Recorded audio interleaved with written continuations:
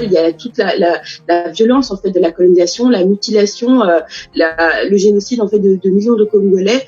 Et en tant qu'afro-descendant, c'est vraiment quelque chose qui m'a heurtée parce que quelque part en fait, elle renvoie un certain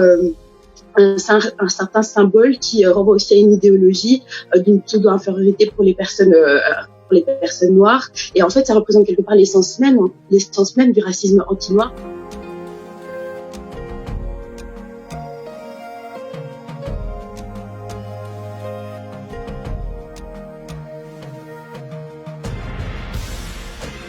Je suis très heureuse en fait de la réactivité de mon université.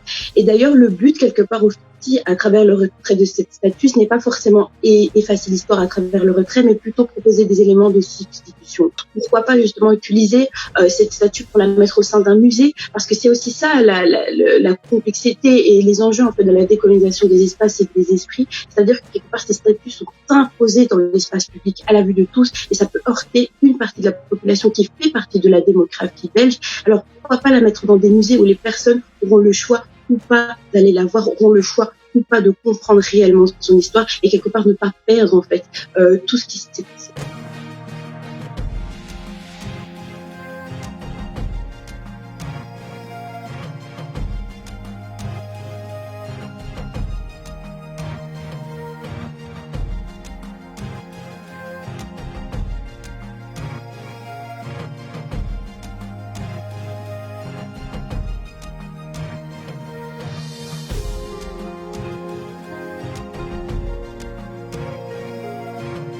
We shouldn't be memorializing, we shouldn't be commemorating, celebrating as icons people who are slavers, plantation owners. What we should be doing is making sure that the streets of London, the public realm, the squares properly reflect our diversity.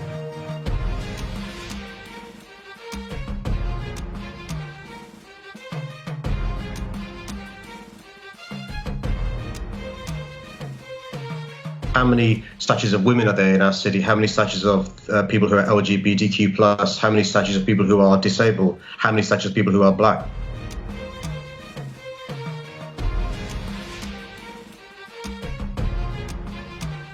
Moi, à mes yeux, c'est vraiment un mouvement en fait qui a commencé d'un point de vue global et se concentre dans le local. Et le but, c'est justement d'essayer d'enlever en fait toutes ces statues-là, mais toujours en proposant des éléments de substitution à la lumière de la vraie histoire et dans son entièreté.